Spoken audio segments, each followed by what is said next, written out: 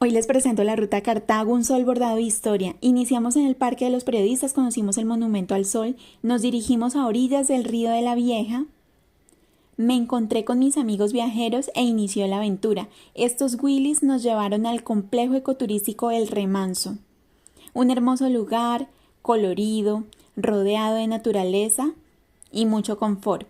Cuenta con una maravillosa granja interactiva,